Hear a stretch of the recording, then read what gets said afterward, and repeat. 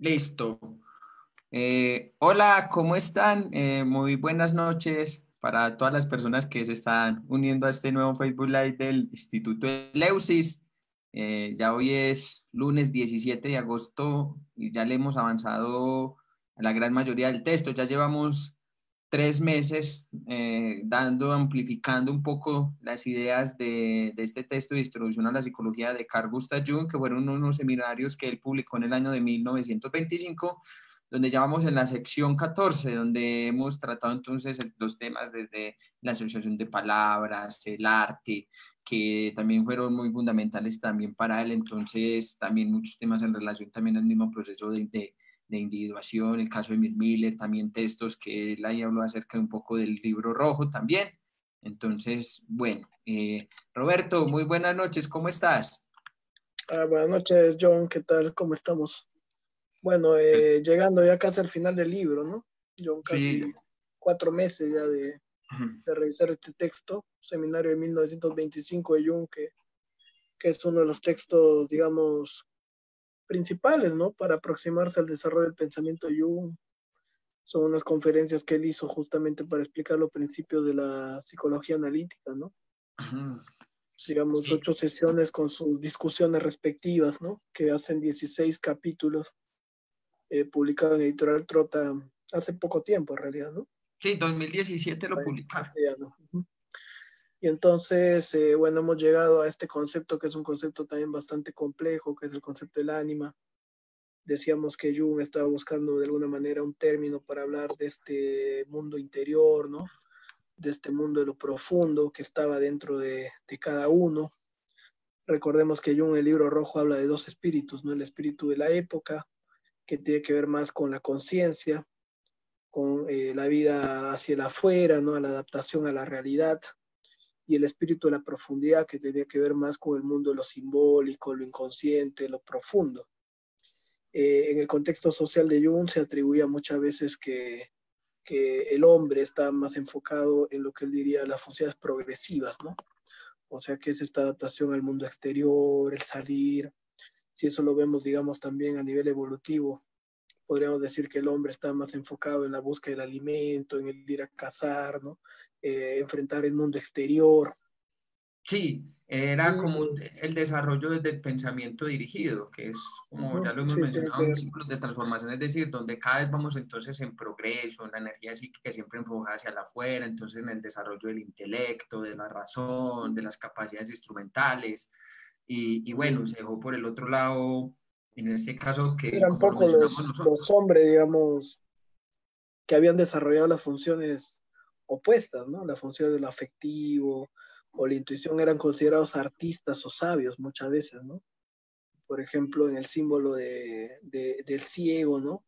Por ejemplo, Wotan, ¿no? Que sacrifica un ojo. Entonces, muchas veces en estos símbolos del anciano ciego se grafica también esta visión del mundo interior, ¿no?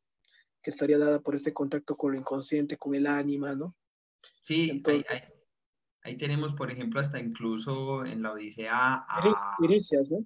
a Que Tiresias también ahí, que viejo sabio también medio, ese viejo sabio que también se volcó mucho a lo que es esta vida interna también, a este pensamiento fantasioso, a este pensamiento pasivo tan importante. simbólico, ¿no? Entonces, sí, El entonces, contacto con el mundo simbólico.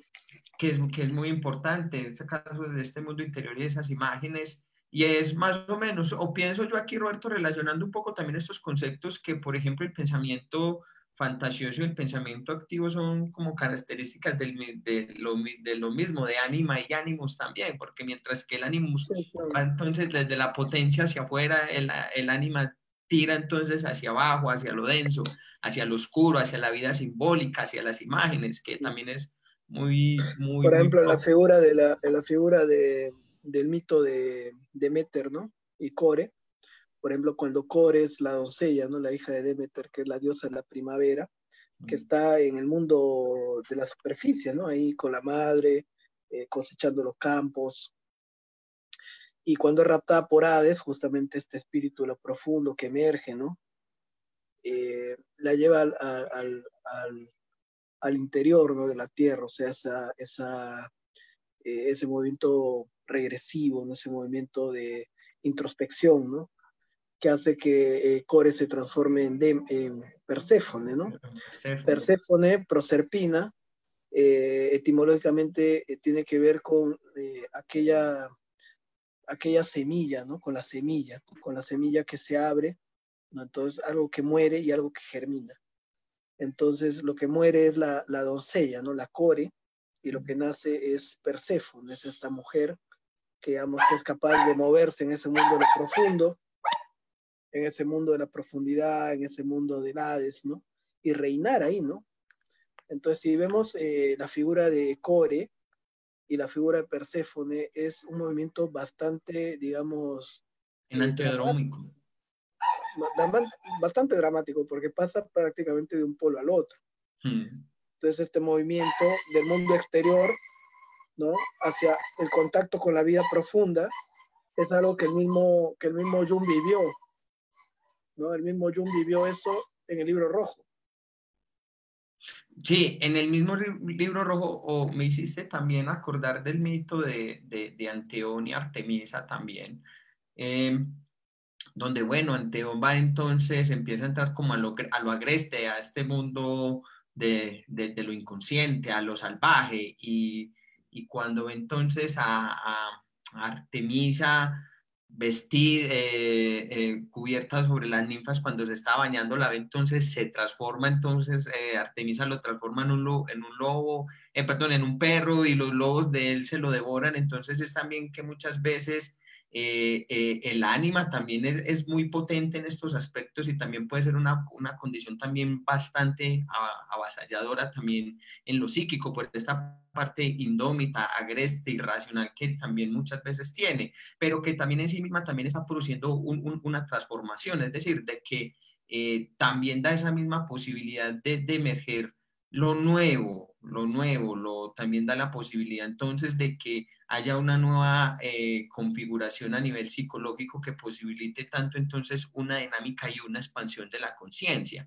Y bueno, y entonces en este texto, Roberto, si arrancamos, Jung arranca haciendo una importante diferencia, en este caso entonces, de cómo se ve digamos, el ánima en el hombre. Entonces Jung arranca mencionando un poco en el texto diciendo que, por ejemplo, que hay hombres que tienen relaciones muy malas, es decir, con las mujeres, donde son conflictivos, difíciles, son fuertes, pero que interiormente tienen también una relación muy armónica con su ánima, es decir, donde entienden, comprenden, tienen una actitud muy simbólica también. Entonces, no es que necesariamente, como uno escucha, que cuando uno tiene a veces una relación entonces con lo femenino hacia afuera externamente, sea también un síntoma de que hay una relación difícil también interiormente, no del todo tampoco, porque John también lo menciona, o también viceversa, que hay hombres que tienen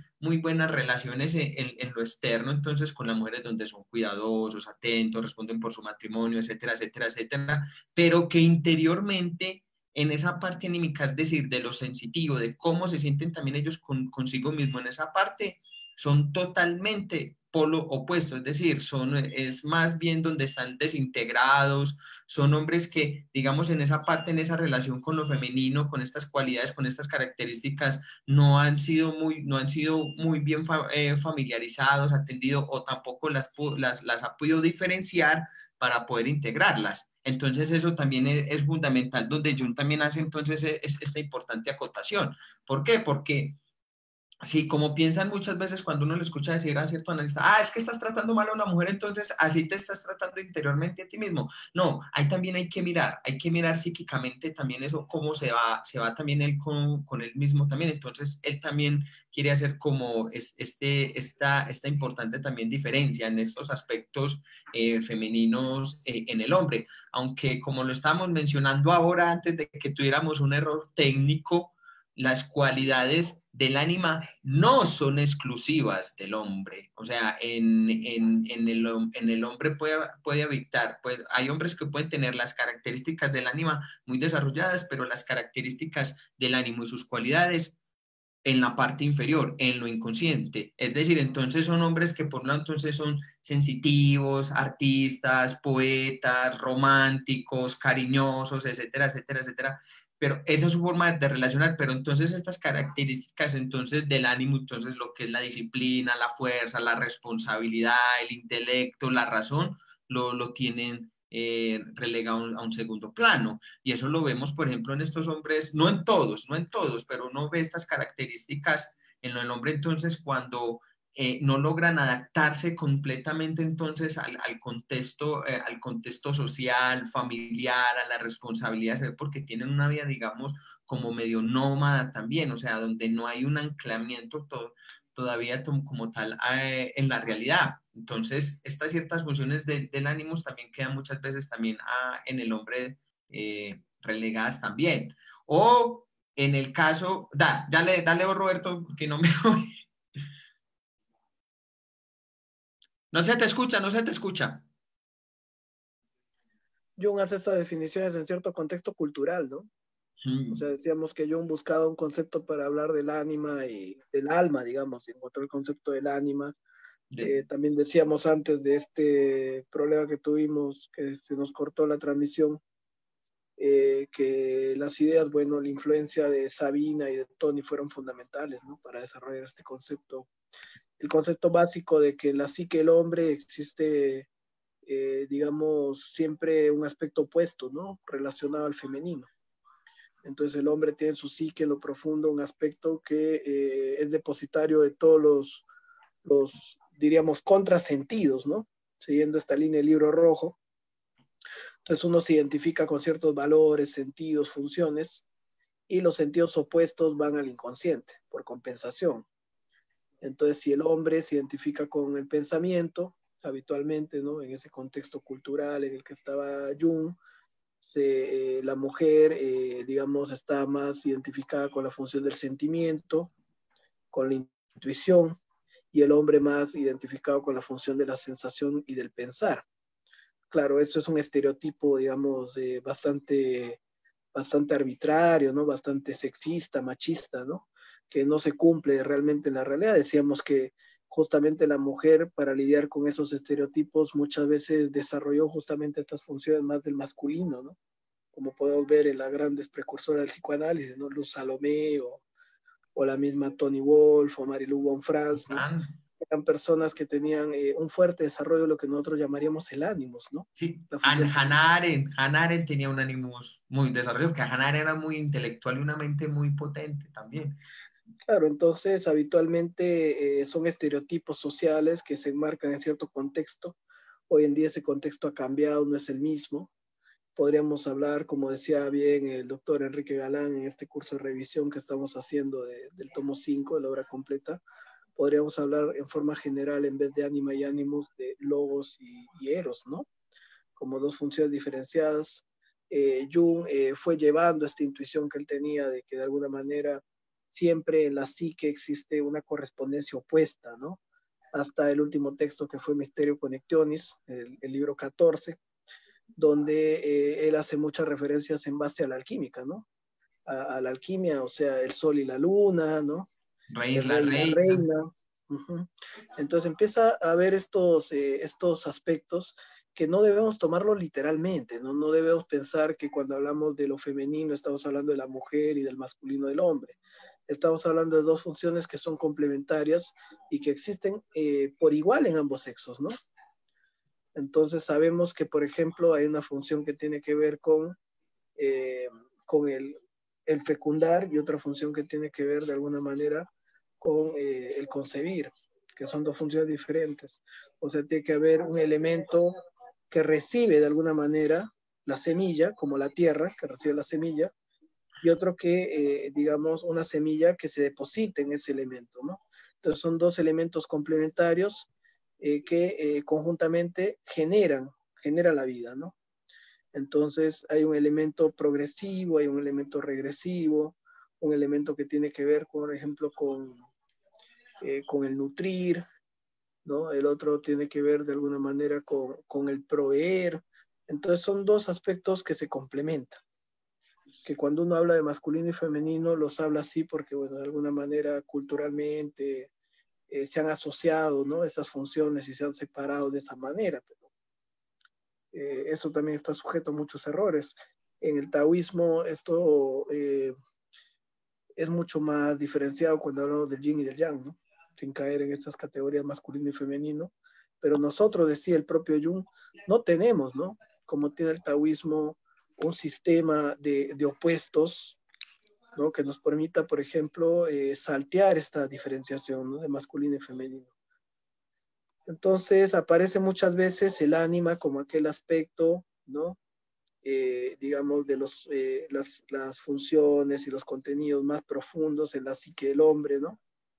Y diríamos lo femenino en el hombre, y el ánimos como estos aspectos menos desarrollados, ¿no? Más profundos en la psique de la mujer. Ahora, sabemos también que estos elementos, ¿no? Si empezamos a hablar ya de la psicología analítica, pueden emerger, ¿no? Del inconsciente y tomar al yo. Entonces ahí es cuando nosotros hablaríamos de que una mujer está tomada por su ánimos, ¿no? O que un hombre está tomado por el ánima, ¿no?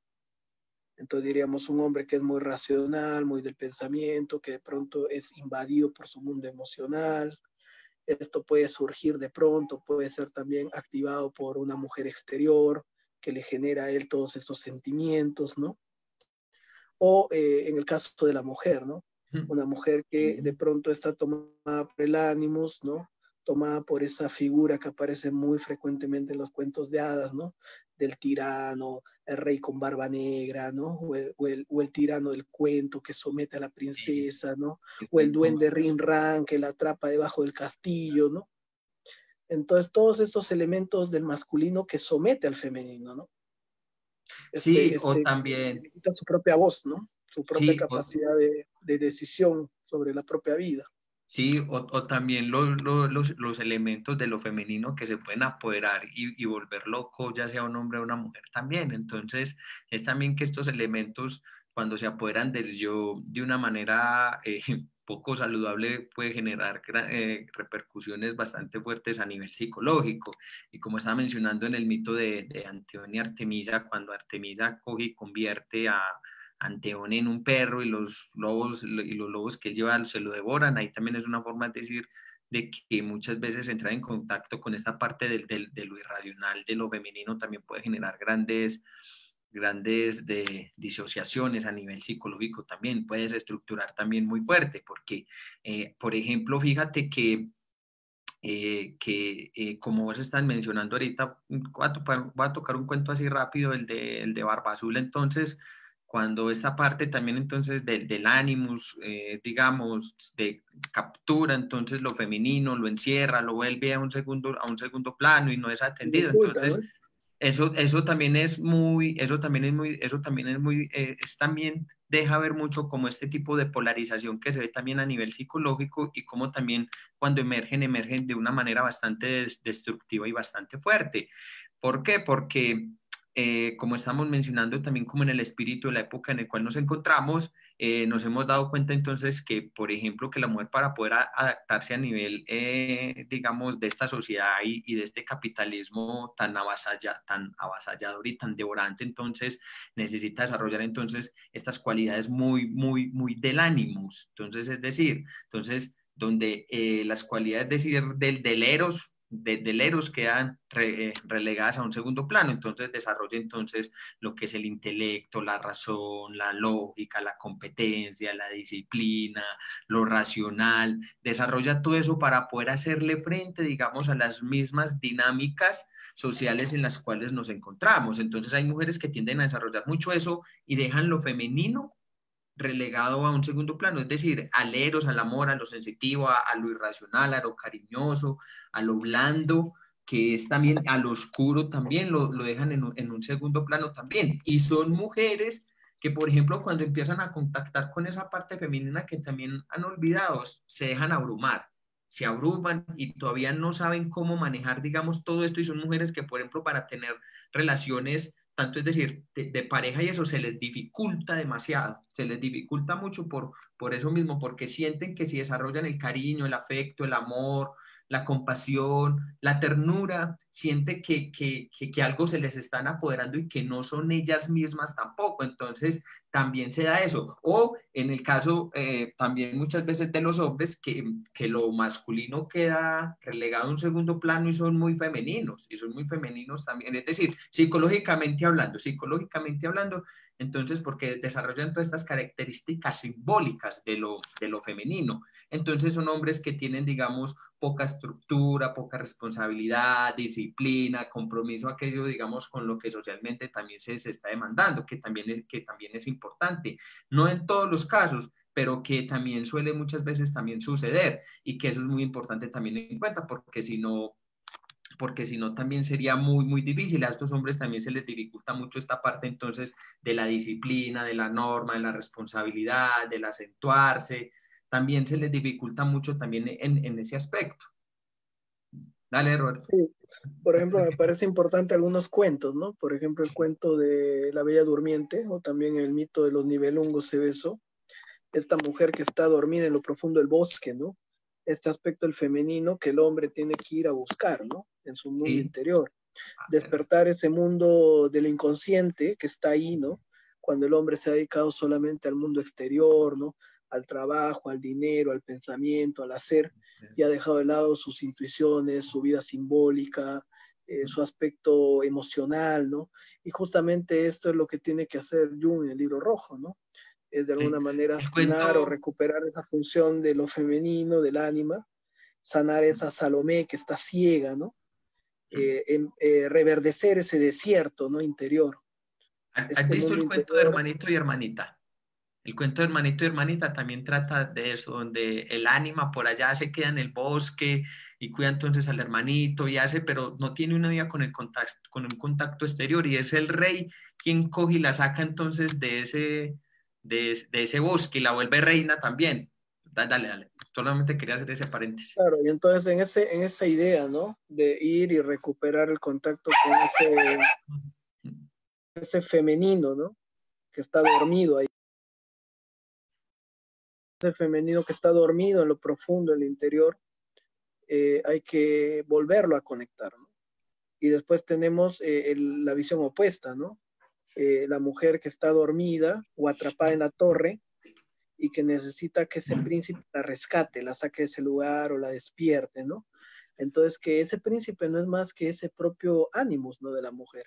O sea, esa propia voz, esa propia fuerza, esa propia capacidad de enfrentar la propia vida, de tomar las propias decisiones, de enfrentar lo que el sistema patriarcal de alguna manera espera, ¿no? Vemos también, por ejemplo, en la figura de la mitología, ¿no? La diferencia entre las diosas, por ejemplo, Artemisa y Atenea, ¿no? Mientras Sí, Atenea es una mujer que ha desarrollado mucho el ánimos, ¿no? Es la estratega, la consejera de su padre, ¿no? la Recuerda mucho sabia. a Brunhilda, ¿no? Pero desconectaba mucho de su feminidad, ¿no? Digamos, Atenea ya nace de la cabeza de Zeus, ¿no?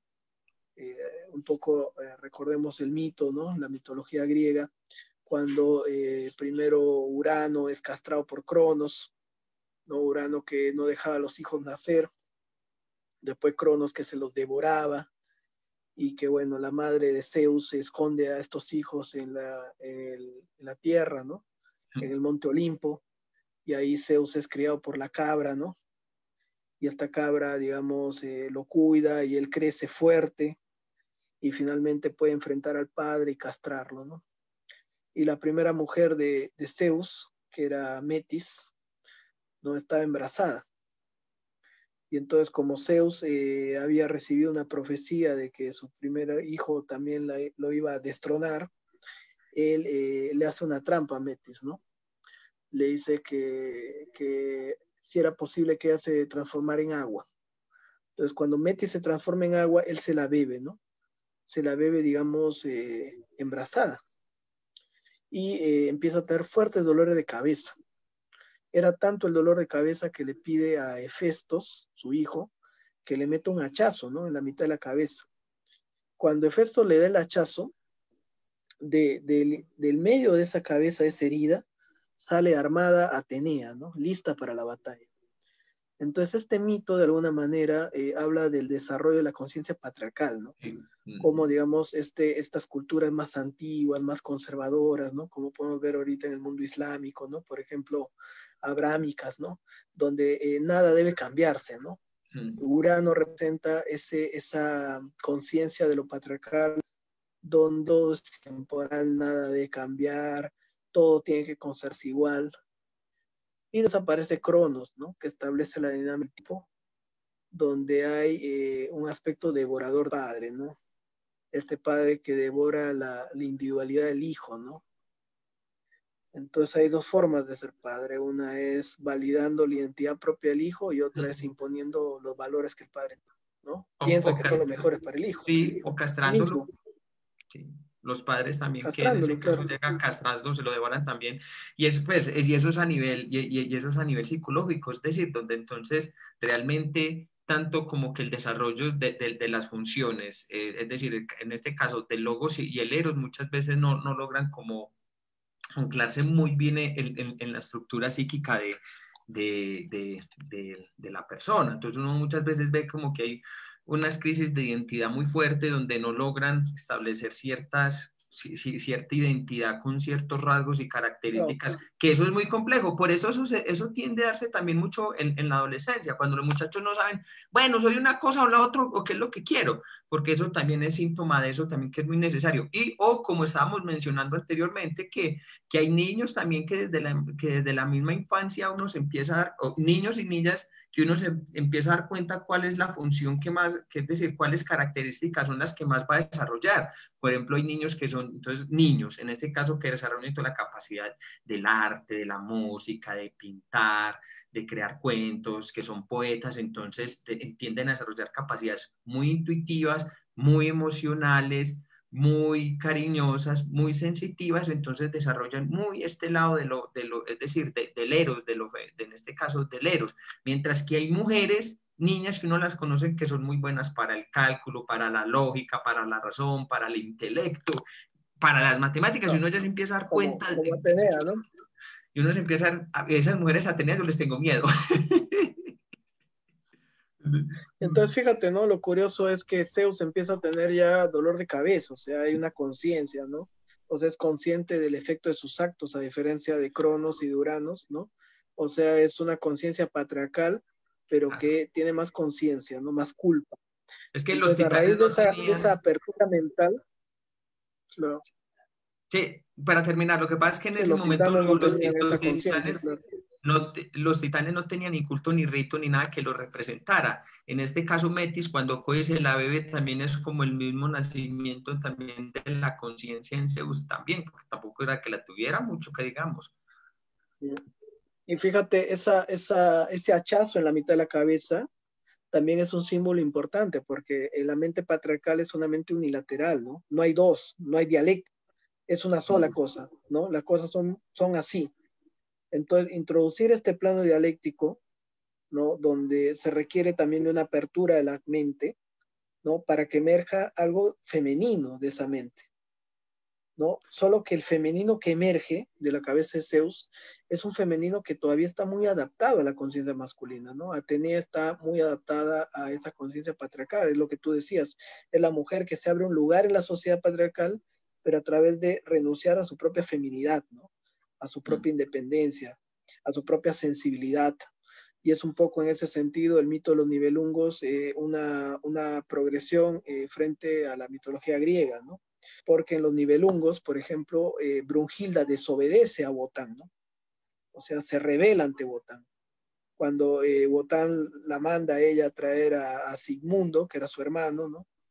Y ella encuentra a Sigmundo con Siglinda haciendo el amor, ella se sorprende mucho al ver la escena y dice, ¿qué es esto? ¿No? Y dice, bueno, nos amamos. Y ella no sabía nada del amor. Entonces se da cuenta que Odín le había ocultado el amor, la había formado en el poder, y ella pensaba que lo más valioso era el Valhalla, el poder, ¿no? Y entonces al ver que Sigmundo se resistía a ir al Valhalla, ella no entendía, ¿no? Si todos los hombres se morían por ir al Valhalla. Y Sigmundo le dice, ve a tu castillo, a tu palacio lleno de poder, pero carente y vacío de amor, ¿no? Entonces, Brunhilda decide, ¿no? Por primera vez oponerse a Odín, o sea, oponerse al padre. Y en consecuencia Odín le va a quitar su poder, ¿no? Y la va a convertir en una mujer vulnerable, que después va a estar dormida, ¿no? Por castigo, en medio del bosque. Ella le pide a Loki que le ponga un círculo de fuego alrededor, ¿no? Para que cualquier hombre no pase, sino solamente aquellos que se atreven a pasar por el fuego. Entonces, esa imagen, ¿no? De la bella durmiente en el medio del bosque, que después, digamos, de alguna manera, Sigfrido, ¿no? Va a escuchar el canto de las aves, ¿no? Que le va a decir en lo profundo del bosque hay una mujer, la más hermosa que nadie ha visto, durmiendo, ¿no? Esperando que un príncipe la despierte. Y él va a ir siguiendo ese lenguaje de la naturaleza, o sea, su propia intuición, al encuentro de, ¿no? De ese mundo interior. Entonces, pero muchos hombres se quedan, digamos, detrás de los muros, ¿no? De los palacios, ¿no? En el mundo exterior, en el trabajo, en lo cotidiano, lo que diría Heidegger, el hombre habitual, ¿no? El Dasman, ese hombre El lector de Dasman. diarios, ¿no? Del cual pues Heidegger habla con desprecio, ¿no? Como el hombre inferior, el hombre que nunca va más allá de lo habitual, ¿no? Sí. Entonces, y el hombre de lo profundo, ¿no? Que se atreve a dar el paso, dejar de ser camello, diría Nietzsche, para entrar en contacto con ese mundo de lo profundo, ¿no? Esa interioridad, esa riqueza. Porque sabemos nosotros, desde la psicología analítica, que uno puede ser rico materialmente, pero puede ser un miserable, un mendigo, en la cuestión de la profundidad, ¿no? De la Sí. conciencia de sí mismo, del mundo espiritual. Sí, fíjate que eso mismo le pasa, por ejemplo, en este caso a los orientales, a los hindúes. Los hindúes, por ejemplo, decía Krishna en el Mahabharata, dice que realmente el trabajo que tú te llevas al otro mundo es aquello que has trabajado interiormente, esa es la riqueza que te vas a llevar. Y uno lo nota, por ejemplo, en el caso de los hindúes, que ellos tienen un enriquecimiento espiritual, pero a nivel de lo material más bien también es una parte que también es muy excluida también, pero que en este caso también ellos tienen una vida a nivel interior muy rica, muchos, y a nivel material y eso muy pobre. Lo que pasa es que eso también se da según como el sistema de castas que ellos también tienen allá, pero que realmente ellos tienden a enfocarse también mucho en lo que es en la vida interior, que es muy importante, porque la meditación para ellos no es una forma de conocerse a sí mismos, sino que también es la forma para conocerse, para conocer el mundo. Eso también es muy importante también. Entonces es que mirar tanto que según, tanto en Occidente como en Oriente, cómo se están dando el desarrollo tanto del Eros y del Logos también, del Ánimas y del Animus, porque también es muy importante. Fíjate que Mónica Caballé mencionaba algo muy bonito, que por ejemplo decía que en Heráclito había un próximo Oriente, es decir, donde Heráclito ya tenía conocimiento también de esta parte de lo femenino también, es decir, del Eros también muy importante, que no Bueno, se... y Heráclito estudió mucho, parece también la filosofía de Hermes Trismegisto, ¿no? O sea, toda Sí, esa sabiduría hermética, digamos, de los opuestos, ¿no? sí, sí, De los fíjate que, principios herméticos. Roberto, nos hacen una pregunta por el Facebook que ya la vamos a responder, donde dice, bueno, buenas, porque Jung menciona que para las mujeres es más complicado relacionarse con el ánimos como puente hacia lo inconsciente, a diferencia de los hombres con relación con su ánima. Bueno, yo pienso que eso es también de pronto en un momento lo que desarrolló Jung, pero yo pienso que psicológicamente eso no tiene como un esquema de decir que es así, porque hay mujeres que es todo lo contrario, que tienen una relación con el ánimos tan fuerte y tan bien desarrollado que uno se queda, de hecho, bastante aterrado, como estábamos mencionando ahorita, que hay mujeres, según para adaptarse, desarrollan mucho más las características del ánimo y desarrollan, y es decir, y dejan excluidas las características del ánima en este caso, lo sensible, lo cariñoso, lo emocional, lo dejan también relegado a un segundo plano. Yo pienso que eso no es una categoría fija o determinante dentro del desarrollo psicológico, porque como estamos mencionando ahora, según también desde el mismo proceso, desde la infancia, cómo se va desarrollando, una mujer puede desarrollar tanto lo uno o como lo otro. Eso es Lo que fundamental. pasa, Y el hombre en este, ya voy a terminar, Roberto, para responder la pregunta y vos me la complementas un poquito, y pasa lo mismo con el hombre. Hay hombres que, por ejemplo, desarrollan mucho desde lo femenino, pero entrar en contacto con lo masculino, es decir, con el animus, se les dificulta demasiado también. Entonces, no es que sea como una categoría muy determinante dentro del desarrollo psicológico, pienso yo, y es lo que yo he analizado, y es de pronto algunas de las reflexiones que también hemos llegado Roberto y yo en algún momento. Dale, Roberto. Sí, yo creo que lo que pasa es que en el contexto cultural de Jung, digamos, recordemos, no había una sola universidad donde la mujer podía estudiar, ¿no? No, o sea, veamos, si vemos la película Luz Salomé, por ejemplo, ¿no? La mujer se rebelaba, ¿no? A seguir el destino que la sociedad patriarcal le marcaba, ¿no?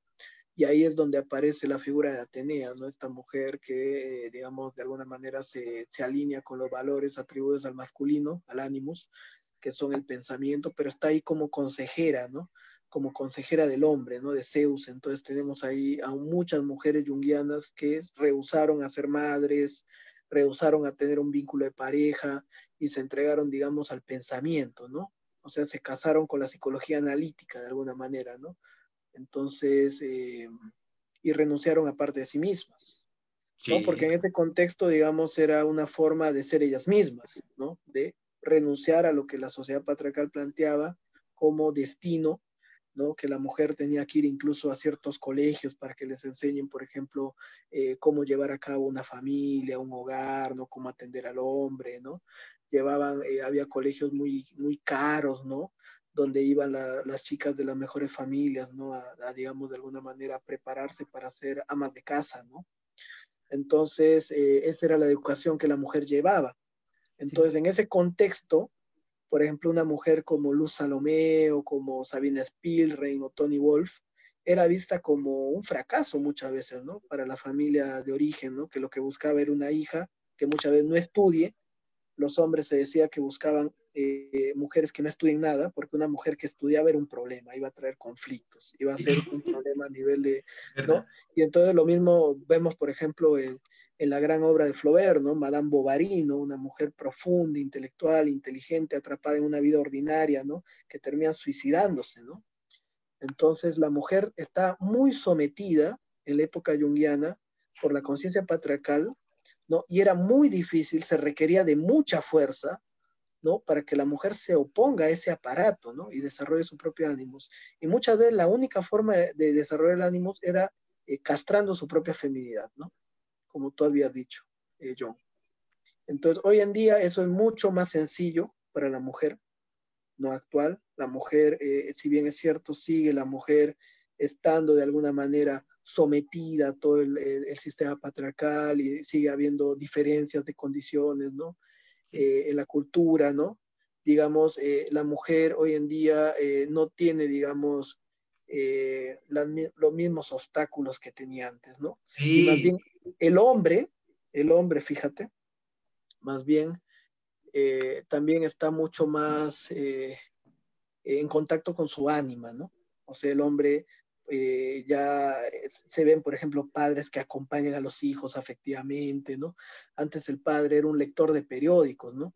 O sea, venía del trabajo, abría el periódico y el hijo tenía esa imagen, ¿no? Del papá leyendo el periódico, viendo la tele, cenando y nunca relacionándose.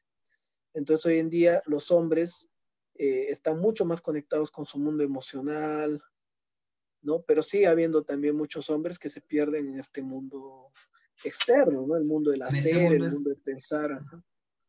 Sí, Pero hay que ver el contexto, creo, ¿no? El contexto en el cual Jung escribe, ¿no? sí, claro que eso, pero también fíjate que, por ejemplo, también hay, por ejemplo, en un país, creo que si no me acuerdo, que es en Albania o en Ariana, donde, por ejemplo, cuando el hombre no está, cuando el hombre, digamos, el padre de familia se moría o algo pasaba dentro del hogar, era la mujer quien asumía el rol femenino. Yo no me acuerdo en ese momento, no me acuerdo cuál es el nombre que utilizan, pero es decir, ellas se despojan de toda su feminidad y asumen netamente un rol masculino patriarcal, desarrollan todo lo relacionado con el Animus. Entonces se vuelven responsables, líderes, independientes, son las que están, digamos, a cabeza entonces de todo el desarrollo del hogar, trabajan, funcionan. Entonces, también hay que mirar, digamos, que hay según la cultura en la cual muchas veces también se va desarrollando el individuo, qué características se van a desarrollar más, si las del ánima o la del animus, si el logos o el eros. Entonces eso también es muy determinante también, o en relación a lo que estaba diciendo, por ejemplo, la de estos grupos feministas que surgió por allá entonces en los años 60 en los Estados Unidos, donde ya entonces, donde la mujer en medio de eso entonces empezó a relevar, a revelarse y a decir que nosotros, que ellas también tienen un lugar muy importante dentro del desarrollo de la cultura, dentro del desarrollo de la sociedad, de la familia, etcétera, etcétera, donde ellas no eran simplemente tomadas como objeto, es decir, donde hay una objetificación de ellas mismas, aunque aún todavía se ve, pero también ellas también tienen, es decir, eso todavía se ve, pero que aún así ya su voz es mucho más tenida en cuenta, su voz aún ya es mucho más determinante o donde más se escucha, no como anteriormente que su voz no era tan tenida en cuenta. Por ejemplo, aquí en Colombia fue en el año de en 1970 y punta donde la mujer ya tenía voz y voto para elegir presidente. Entonces también hay que mirar cómo se ha ido dando ese desarrollo, porque por ejemplo en estos grupos de feministas, que es que yo siento que de feministas hay algunos estos que son tan extremos, no tienen en realidad un desarrollo del ánima, sino que se fueron totalmente es decir, a las características y al desarrollo del ánimo, entonces porque se vuelven entonces competitivas, fuertes, rebelden, combaten, van más allá, pero entonces no hay precisamente esa función muchas veces entonces mediadora, conciliadora, que sí puede tener en este caso muchas veces el ánimos también, porque Jung también entra a mencionar en el texto que muchas veces, como en las mujeres, digamos, no hay esa disertación, digamos, de poner entonces lo bueno, lo malo, lo bonito y lo bueno. Eso es debatible, ojo, por el contexto que estamos hablando. Decía Pero él. fíjate, Pero también espérate, yo termino la idea en razón de eso que estaba diciendo. Pero entonces, Jung entonces mencionaba eso, que por ejemplo, que en estos aspectos irracionales, entonces, cuando se discutía con la mujer, entonces al mismo tiempo hablaba de cosas buenas y de cosas malas, o sea, que no había una diferenciación en su discurso lógico, mientras que en el hombre sí. Ojo, eso lo mencionaba él en ese momento en su contexto, digamos, porque es que él también salió en ese momento de la época victoriana y todo eso, el desarrollo de psicoanálisis que apenas está empezando como a salir de eso, es que era 1925 y todavía había un asentamiento del pensamiento victoriano muy fuerte todavía, de esa época victoriana, en ese momento, pero ya eso es muy debatible. sí, y fíjate, por ejemplo, también algo importante, ¿no? Que es en la figura, por ejemplo, cuando vemos la figura de Artemisa, ¿no? Artemisa, por ejemplo, como un opuesto de Atenea, que es esta mujer libre que corre en el bosque, que no le interesa el papá, ¿no? Las cuestiones de la ciudad, ¿no? Y que, digamos, Artemisa se enamora en un momento de Orión, ¿no? Que era un cazador, y Apolo, que no aceptaba esta relación, ¿no? Le hace una trampa a Orión, ¿no? Le dice que vaya nadando hasta una isla para ganarse su aprobación como cuñado, y cuando Orión está nadando, él le dice a Artemisa, que siempre competía con Apolo, ¿no? Por quién era el mejor lanzando las flechas en el atletismo. Y bueno, y habitualmente siempre ganaba Artemisa, ¿no? Digamos, en el arco. Y entonces él dice, le estoy queriendo dar ese bulto que está ahí, pero no puedo, le dice, ¿no? No sé por qué no le doy. Y Artemisa se burla de Apolo y dice, bueno, es que tú siempre fuiste malo lanzando el arco, ¿no? No como yo. Entonces Artemisa saca la flecha, lanza la flecha y le da directo al objetivo, ¿no? Y sale un charco de sangre. Y entonces Apolo se ríe y le dice, ¿sabes a quién le acabas de dar? Y ella dice, no, a quién, a tu amado Orión, ¿no? Y bueno, y Artemisa hace un duelo terrible, ¿no? Llora durante más de 3 días, dice, ¿no? Y Zeus, ¿no? El padre, conmovido por este amor, ¿no? Pone a Orión en la constelación de Orión, ¿no? pues como la estrella más brillante en honor a su hija, y su hija renuncia completamente al amor, ¿no? Después no se vuelve a enamorar, por ahí hay algunas aventuras lésbicas que tiene, ¿no? Artemisa, ¿no? Digamos, mata a este, ¿no? Este Anteón, ¿no? O sea, hay todo este tema de, ¿no? De la virgen que se venga del hombre, ¿no? Que la quiere acosar y todo esto, ¿no? O sea, termina muy peleada con este aspecto masculino, pero tomada totalmente por el masculino, es una persona impulsiva, ¿no? Artemisa es esta que corre con los lobos, ¿no? La diosa de las Amazonas, ¿no? Más. Y entonces, claro, son dos aspectos muy empoderados, Artemisa y Atenea, pero muy desconectados de su feminidad, ¿no? En cierto sentido, ¿no? De su vulnerabilidad, o sea, son muy poderosas las dos. Ahora, si Claro, vemos por el otro lado, a Hestia, a Perséfone, a Demeter, a Afrodita, encontramos bien mujeres que son vulnerables, ¿no? sí, y el asunto es que, por ejemplo, bueno, que son vulnerables aún así, pero muy crueles también, porque es que, por ejemplo, uno ver a Afrodita en este caso que Sí, despertaba, tenía una envidia muy fuerte porque ella era la más hermosa, también son características que cuando son, digamos, estos aspectos femeninos que son tan vulnerables, también pueden ser muy avasallantes, muy racionales y muy crueles. Con el caso que le pasó en este caso también a Artemisa, que Artemisa cuando no quiso, entonces, cuando Anteón la vio, no, si no, si a mí no me puede ver así en esa vulnerabilidad, manito, pum, coge y lo devora. Lo mismo cuando estás hablando de este círculo de fuego en el cual protegió, ay, ¿cómo es que llama? Que se me fue. De a la Brunhilda, Loki. de Brunhilda, cuando lo piso, era precisamente la protección contra la vulnerabilidad de ella. Porque es decir, entonces, tú quieres verme vulnerable, bueno, eso tienes que hacer un sacrificio. Bueno, o el costo, o el sacrificio, o vencer Sí, ese, atravesar esa, el fuego, yo se lo voy a que tiene decir, que ver esas con son un las símbolo sí, de sí, eso es, purificación, ¿no? La sí, pero también, totalidad, el sí, fuego. pero también símbolo también de resistencia, de poder, de que realmente tienes que hacer también un trabajo muy fuerte también en eso.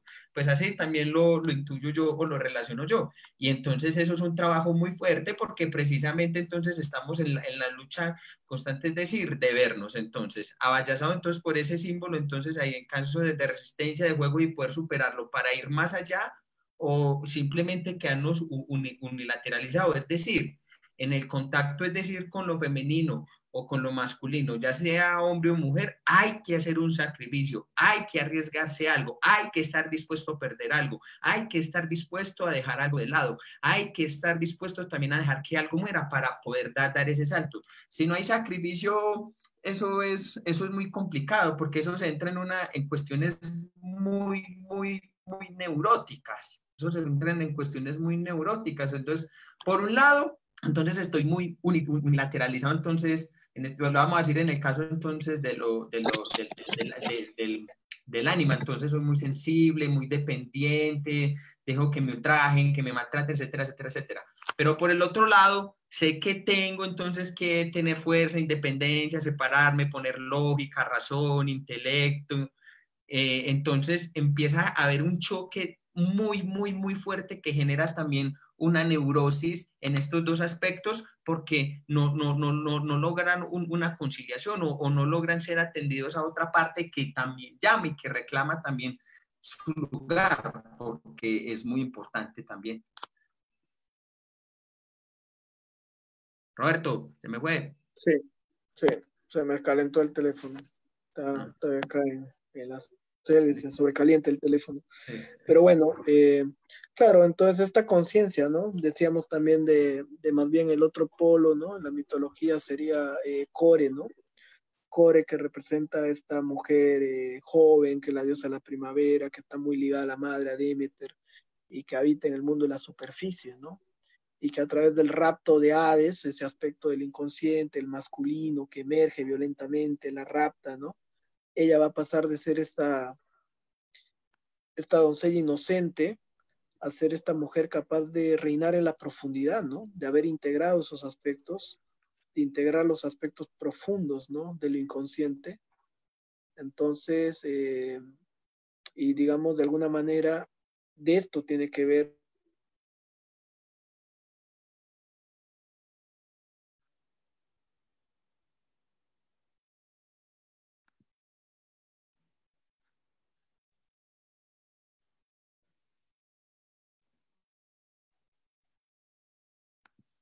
esperar a ver que este muchacho como que se le...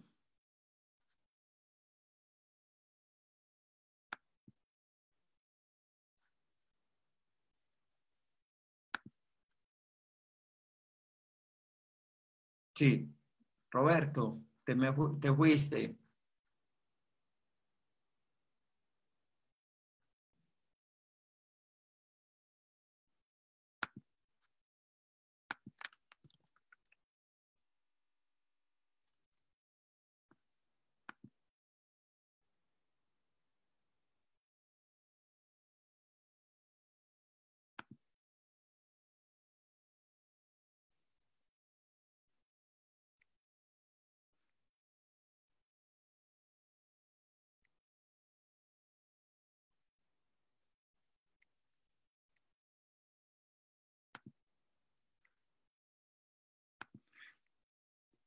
Bueno, entonces esperemos que Roberto se vuelva a conectar mientras yo les estoy hablando entonces un poquito en relación muy a lo que sigue entonces lo que es este desarrollo del ánima y el ánimos y la importancia en la obra de Jung.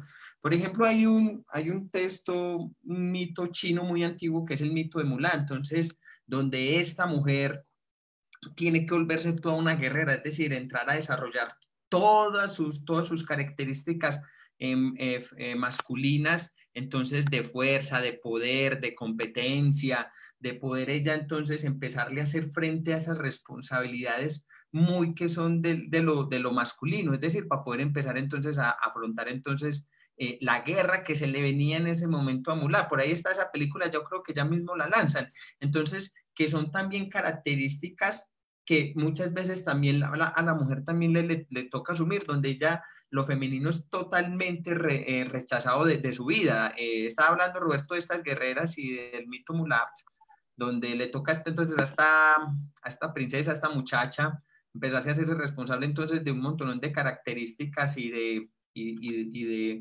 de cualidades muy masculinas para empezarle a hacer frente a la guerra. Eso también se ve mucho en estos antiguos mitos también. Por ejemplo, está también Juana de Arco, que cuando emprendió entonces la guerra en aquella época y se volvió también una gran líder, entonces también ella le tocó desarrollar todas sus características masculinas para poder enfrentar eso, para poder hacerle frente al contexto que le tocaba vivir, al espíritu de la época que le tocaba en ese momento atender. Entonces, mire que según también el mismo contexto en el que nos encontremos, que se desarrollen tanto unas características u otras, que también es muy importante. O en el mismo contexto social nos vamos dando cuenta de eso. Por ejemplo, por un lado, entonces están todos los que son artistas, poetas, y por el otro lado, donde están los ingenieros, los matemáticos, los racionales. Entonces, psíquicamente eso también se va viendo constantemente, porque la psique colectiva en sí misma busca compensar eso. Ella misma busca ese proceso también de autorregulación a nivel colectivo.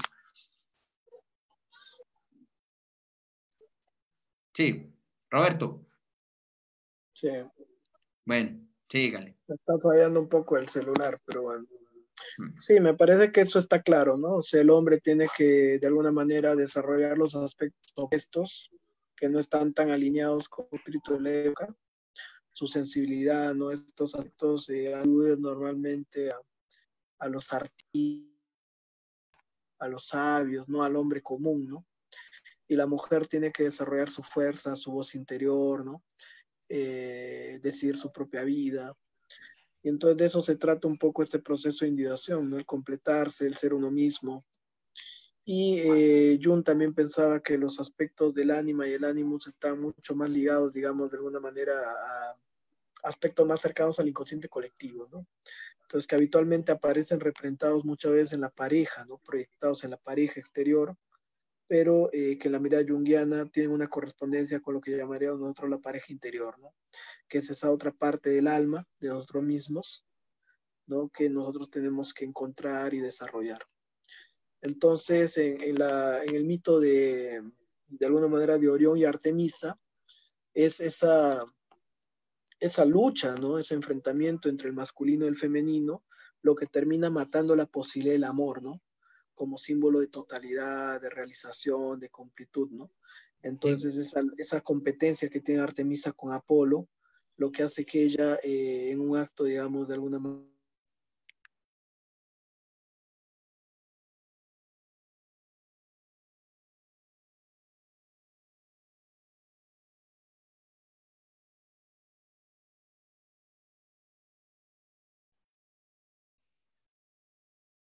Bueno, mientras que Roberto vuelve otra vez a conectarse, que está teniendo problemas con su celular, entonces realmente si fuéramos a hacer un trabajo a nivel analítico, junguiano, él nos dice, como está mencionando Reta, que es que es el desarrollo de esa pareja interior, es el desarrollo y atender aquellas cualidades que hemos negado, rechazado, que a uno que no se atreve a aceptar el individuo porque le parecen muy desbordantes, muy avasallantes, es decir, donde en ese momento tanto un hombre como la mujer verse enfrentado, por ejemplo, una mujer con su femenino, cuando ha desarrollado mucho lo masculino, le puede generar un conflicto muy grande, pero que realmente necesita esas características muy del ánima, muy del eros para poder entonces funcionarse en completa, relacionarse con el amor, con la pareja, con la vida misma, o sea, es decir,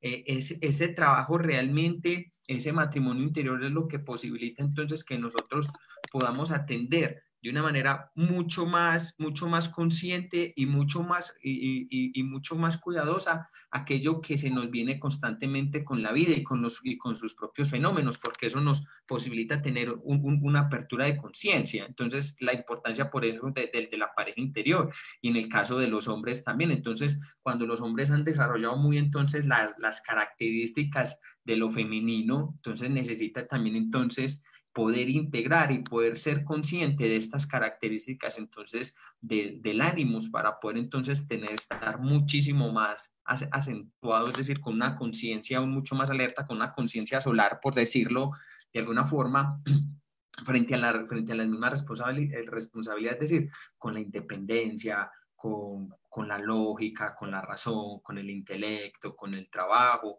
que eso le posibilite entonces empezar a tener en cuenta un montón de dinámicas que le posibilite una ampliación de la conciencia. ¿Por qué? Porque, por ejemplo, estas personas que desarrollan mucho las características del ánima tienden a entrar en crisis existenciales muy fuertes, en crisis muy profundas que les genera demasiados conflictos. Entonces, hay muchos entonces que empiezan entonces con el consumo de sustancias psicoactivas, drogas, alcohol, etcétera, etcétera, porque no logran aún tener una estructura de personalidad fuerte, es decir, el desarrollo de las características del ánimos también para poder aterrizar un poco más ante la realidad. Entonces, el trabajo con la pareja interior en este caso es fundamental.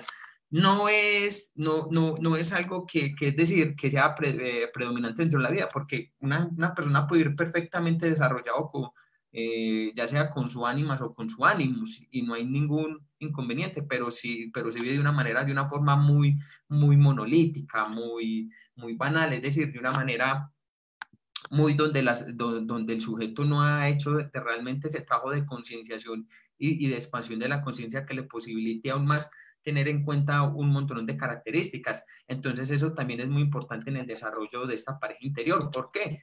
Porque en los antiguos mitos, que realmente todos son trágicos de una forma u otra, nos dan cuenta de ello, es decir, de esa misma vulnerabilidad, de las heridas o de la exclusión que se va haciendo de un aspecto a nivel psicológico, y que eso es muy importante en este caso. Entonces, por ejemplo, si fuéramos a hablar entonces una vez un poco más de los mitos, en este caso, como estaba mencionando Roberto, el de Coré y el de Hades, realmente es Hades quien la inicia en una vida adulta, es Hades quien la saca entonces de esa inocencia también cuando le inicia en una vida sexual, entonces la saca de esa inocencia y al ella poder empezar a desarrollar otras características del animus, puede posibilitar que poder convertirse entonces la reina del inframundo, es decir, porque tiene una independencia y tiene un desarrollo tanto de cualidades de lo femenino y de lo masculino que le posibilita entonces poder hacerse reina.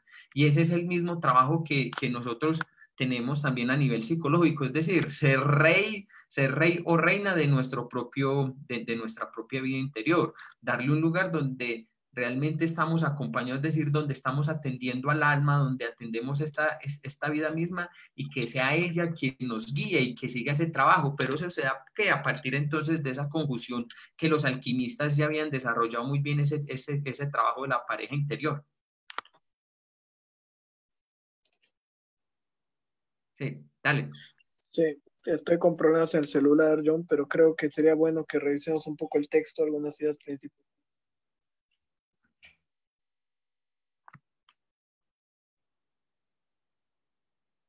Bueno, estamos viendo cuento que Roberto está otra vez volviendo a tener un poco de problemas en relación con la internet allá.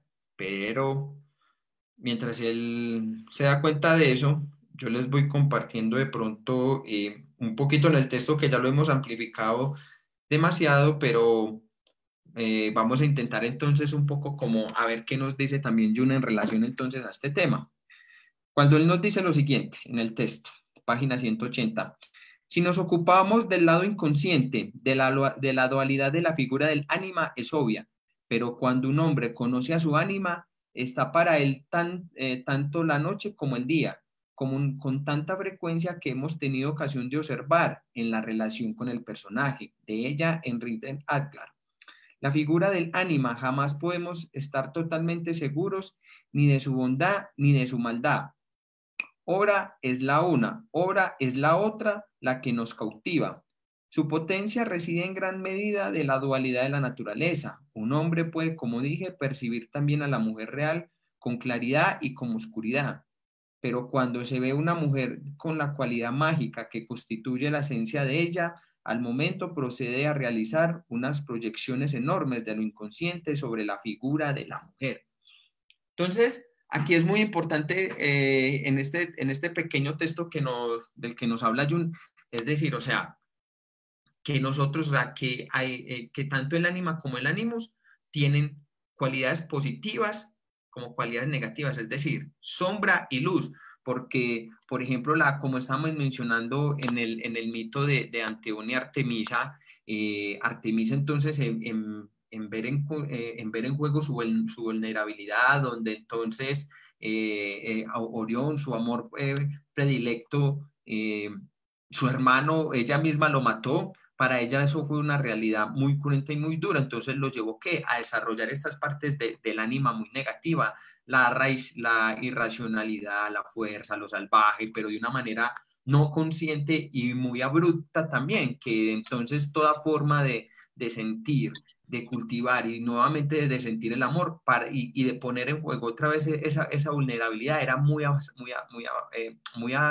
abayazante y muy cruel para ella también. Y lo que nos pasa muchas veces es que, por ejemplo, en el mismo amor, cuando nosotros vemos, nos damos cuenta que la vulnerabilidad está en juego, entonces que desarrollamos características de la misma ánima muy fuerte, muy negativas, entonces nos damos cuenta que nos volvemos entonces, pero crueles, irracionales, manejamos también una dependencia emocional también muy fuerte, somos también algo despectivas también en ese aspecto también porque son características que se van desarrollando. Por eso yo mencionaba en el texto que hay una parte muy conflictiva dentro de cada una de las características a nivel psicológico, tanto del ánimas como del ánimos.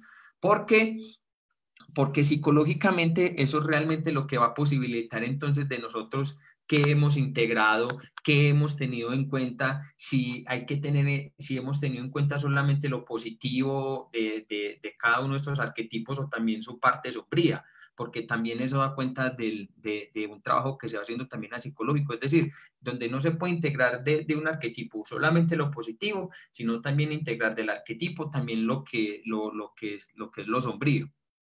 Eso, eso también da mucho entonces que dar en el trabajo a nivel psicológico y es en relación a lo que Jung constantemente está tocando en este texto, pero que no podemos solamente reducirlo solamente al hombre o a la mujer, o sea, a la mujer el ánimo y al hombre el ánimas. No, no. O sea, yo pienso que en cada uno de nosotros se da tanto lo uno como lo otro. Y es en cada uno de nosotros mirar que desarrollamos tanto lo uno lo otro, o es en cada uno de nosotros cómo miramos o establecemos esa conjunción o ese matrimonio interior para posibilitar que entonces una vida mucho más plena, que se nos amplifique, estar más abiertos, tener tanto vulnerabilidad como razón, darnos cuenta también en qué momentos necesitamos ser sensibles, amorosos, cariñosos, emocionales, pero también darnos cuenta en qué momentos también necesitamos lógica, razón, independencia, cuestionar, crítica, que nos posibilite entonces poder empezar a diferenciar un montón de aspectos que a nivel psicológico y de nuestra vida es muy importante y en las mismas relaciones con los demás, porque cuando desarrollamos solamente unas características en relación con los demás, entonces vamos a estar teniendo muchísimos problemas. Entonces, por un lado, o nos volvemos muy cruel y muy duros, o por un lado nos volvemos muy dependientes. Ya lo decía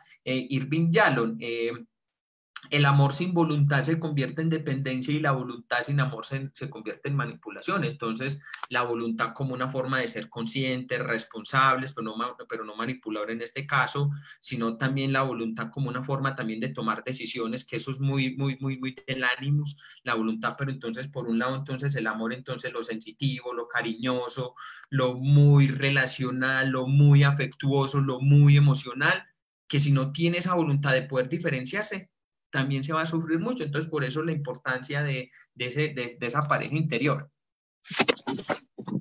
John, hay una pregunta acá que hace, digamos, Og Valencia, que dice, ¿qué pasó con el hijo de Metis y Zeus, no?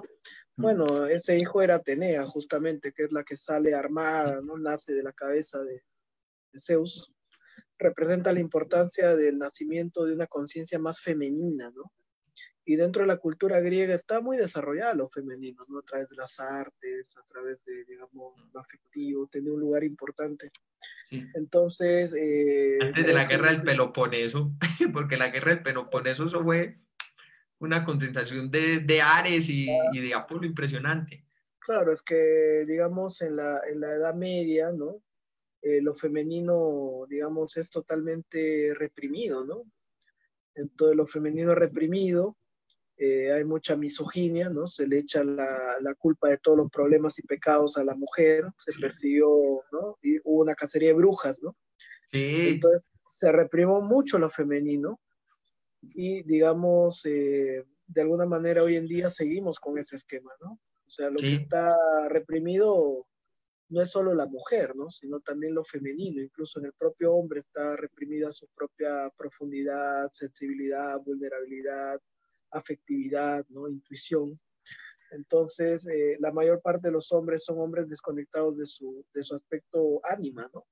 Sí, y mujeres también muy desconectadas de esa parte ánima también. Entonces, John, ¿cómo podríamos nosotros enfocarnos en el texto? He estado teniendo todo el live problemas con el celular, pero me parece importante hacer algunas referencias también, ¿no? A este texto. El último live también nos salimos antes de terminar, ¿te acuerdas? Sí. No sé Sí. cómo, dónde nos habríamos quedado, pero digamos, comienza Jung hablando de este doble aspecto, ¿no? Él dice que de alguna manera cuando uno tiene una buena relación con la mujer exterior, posiblemente con su propia ánima esté mal, ¿no? O cuando alguien tiene una buena relación con su ánima, ¿no? Posiblemente tenga una mala relación con la mujer exterior, ¿no? Pero que a veces se dan casos donde, bueno, existe un problema con ambas dimensiones o ambas están bien, ¿no? O una Entonces, está bien y la otra esté mal, también, eso lo estuvimos mencionando ahorita. pero de todas maneras hay una correspondencia entre esta relación con el femenino afuera y con la relación con la propia ánima, ¿no? Igual con lo masculino, ¿no? Sí. Puede haber una mujer que, digamos, tenga una relación muy conflictiva, digamos, con ese masculino exterior y que tenga también este conflicto con su propio ánimo, ¿no? O que esté bien con el ánimo y mal con la relación con el hombre externo, ¿no? Sí. Justamente esta relación no se puede separar, digamos, de lo que nosotros llamaríamos lo femenino y lo masculino fuera de uno, ¿no? Sí, Pero, Una ¿sabes que yo te voy a decir, sabe en qué aspecto? Es decir, digamos, el ánimos está bien, es decir, puede tener problemas con el ánimo fuera, es decir, en relación a la pareja, pero en relación de su independencia, de su responsabilidad, de su lógica, de la razón, de lo que tiene que responder ella también, en este caso, en su trabajo y con otras relaciones, puede estar muy bien también. Es en ese aspecto, pero por el aspecto de la pareja, eso es nivel Dios también. Eso es una cosa de locos. Es ahí muchas veces a lo que se refiere. Y lo mismo pasa en el hombre. El hombre puede tener relaciones muy conflictivas, digamos, con su pareja, entonces no se entiende ni nada, pero entonces en relación, digamos, entonces con sus amigos, con su familia, con el trabajo es sensitivo, amoroso, entendido, emocional, etcétera, etcétera. Es en ese aspecto, pero no se incide totalmente, porque hay que mirar qué es lo que pasa realmente a profundidad con esos aspectos. Más o menos yo lo dimensiono así, Roberto. Y otra idea que pone Jung también importante es la idea de que, bueno, tanto el ánima y el ánimo tienen una doble naturaleza, ¿no? Esa es una idea importante de Jung, la doble naturaleza de la psique, ¿no? Tanto personal como colectiva al inicio, o externa e interna, pero ahora también su lado más sombrío, más luminoso, Sí, ¿no? yo lo dije, yo Entonces, lo mencioné. eso lo habla también mucho Campbell, ¿no? Que uno, por ejemplo, se encuentra con la diosa, ¿no? Del bosque, la hechicera, la dama del lago, pero también, pues, con la madre ¿cómo se llama? De Grendel, ¿no? Con la madre devoradora, con Sí, Escila, Caribdis, ¿no? Las sirenas. Entonces, ahí siempre está está. esta doble naturaleza, ¿no? Del Sí, ánimo. ahí está en el cuento, por ejemplo, de hermanita y hermanito, donde entonces está la bruja, que entonces que le pegaba, que la maltrataba, y cuando ella cogió y se casó, entonces por allá cogió y la mandó, a ver cómo dice, la secuestró y la llevó a lo más alto de la montaña, pero fue en este caso el príncipe que coge parte de su séquito lo voy a decir así en términos capitalistas, de trabajadores, de vasallos, y se los llevó a la búsqueda de su reina otra vez. Entonces ahí hay un trabajo muy, muy interesante que a mí me gusta, porque es decir, como yo estaba mencionando, cada Hansel arquetipo y tiene sus... Gretel, ¿no? Ya, Por ejemplo, en Hansel y Gretel es tremendo el cuento, ¿no? Como Gretel, por ejemplo, empuja a la bruja al horno, ¿no? La quema viva, ¿no? y pues imagínese. Entonces, ese aspecto, digamos, del femenino, ¿no? Como Medea, ¿no? Que puede ser la que ayuda a Jasón a encontrar el vellocino, la que facilita todo su desarrollo, pero también la que asesina a sus propios hijos, ¿no? Cuando Eso le decían iba a que... decir. Entonces, ese aspecto del ánima que conecta con el inconsciente, que puede tener, ser portadora de grandes regalos, ¿no? Divinos, Sí. como el caso de Atenea, ¿no? Que regala, por ejemplo, el escudo, ¿no? El escudo a Perseo para matar a Medusa, ¿no? Y le facilita al Pegaso también, ¿no? Sí, O, digamos, en el caso del mismo el monstruo, ¿no? Ulises. La medusa que petrifica, ¿no? Entonces ese femenino, profundo, inconsciente, es la que da los dones divinos, pero también la que pone en riesgo al yo, ¿no? Sí, La lo que puede, enloquece. claro, enloquecerlo, asesinarlo. Igual en la mujer, ¿no? El hombre puede ser Claro. el príncipe que la ayuda a recuperar su propia voz, realización, o puede ser, digamos, esa voz interior que te aprisiona en la torre, que te limita, que te esclaviza, ¿no?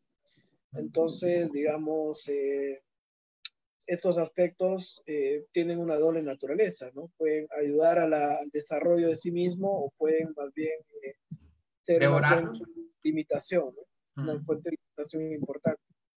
Entonces, me parece que estos son los aspectos más importantes, ¿no?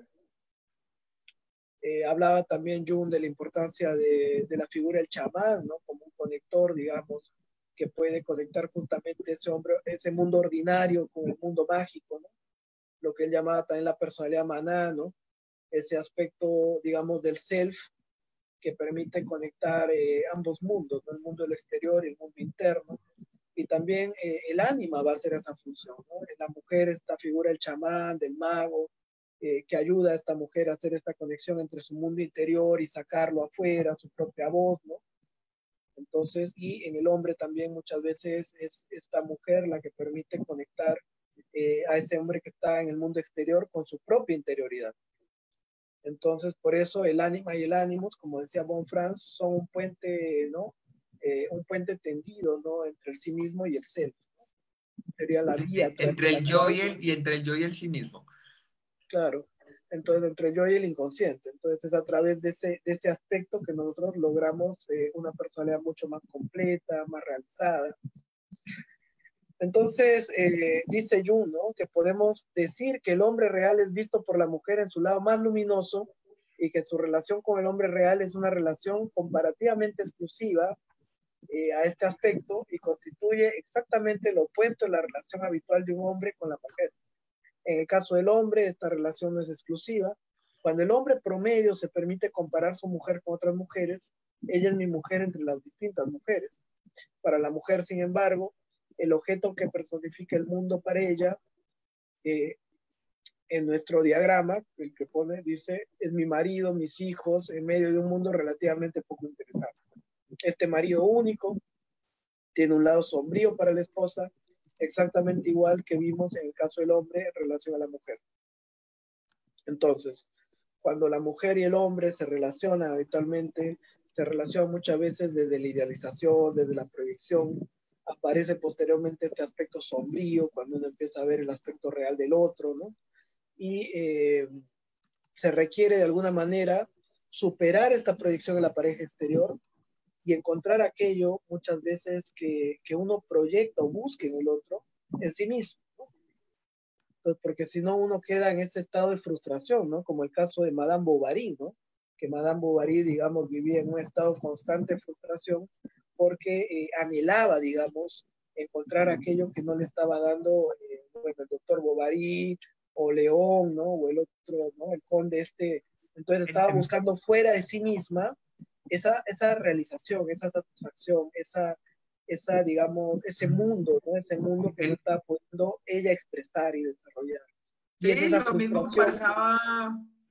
pasaba por ejemplo, en Ana Karenina de León Tolstoy también, donde Ana entonces después dejó a su esposo y después tuvo una relación entonces con este, ay, no me acuerdo cómo es que se llama. Bueno, en todo caso era una persona muy importante, pero en realidad ella estaba como en esa misma frustración de poder ella vivir internamente también y poder desarrollar también otras cualidades que le generaba mucho conflicto en el afuera a Ana, porque Ana en ese aspecto estaba muy desarrollada, digamos, en los aspectos del ánima, pero totalmente desconectada de su ánimos que constantemente está buscando en el afuera y con estas dos parejas que tenía. Listo.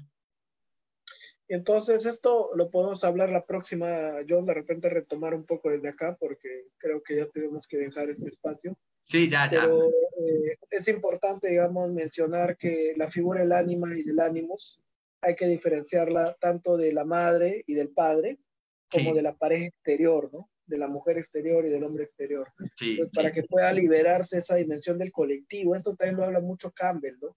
Campbell habla de que de alguna manera hay que sanar la relación con la madre, con el padre, para encontrarnos con ese aspecto femenino colectivo, ¿no? O con ese aspecto masculino colectivo. Claro. El hombre que de alguna manera tiene que ir a retomar la relación con su padre, encontrar la espada escondida en la piedra, en el tronco del árbol, ¿no? La mujer que de repente tiene que de alguna manera liberarse de este padre tirano, ¿no? Y el hombre que tiene que también luchar con esa madre devoradora, robarle la que tiene que vencer a la bruja, ¿no? Sí, robarle a la madre la llave bajo la almohada. En el mito ahí entonces, está en el cuento de Juan de Hierro.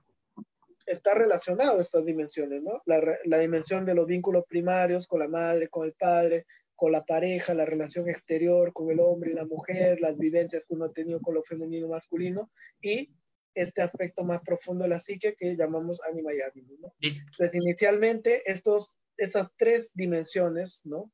La personal, ¿no? La interpersonal y la intrapsíquica, de alguna manera están juntas, ¿no? Hay que hacer el proceso de diferenciación. Sí, claro, porque todo está en una melcocha, todo está revuelto ahí, entonces hay que empezar, como dice Jiménez, empezar a coger los granitos, como hacía Chique. Bueno, vamos a dejar acá, me parece, ¿no? Sí, nos apasionamos mucho. Bueno, nos vemos. Bueno, a todos que tengan una excelente noche, los invitamos para que sigan conectados con todas las actividades que tenemos durante toda la semana en el Instituto Eleusis. Recuerde que los días miércoles Roberto tiene grupo de estudio sobre la obra completa de Carl Gustav Jung en la mañana y en la noche para las personas que estén interesadas. Yo los días jueves a las 7 de la noche tengo el grupo Jung aplicado a la vida cotidiana, donde cogemos ciertos recursos de la psicología analítica y cómo estos se ven aplicados en nuestra vida. También muy importante, los jueves tenemos entrevistas a grandes exponentes y representantes tanto de la psicología junguiana o que también retoman conceptos o algunas ideas de Jung y que también la profundizan. Entonces, bueno, ahí tenemos actividades durante toda la semana. Mañana martes a las 9 de la noche estamos Alejandro Chavarría de México y yo, donde estamos tratando a profundidad el texto de Reimaginar la psicología de Jane Hillman.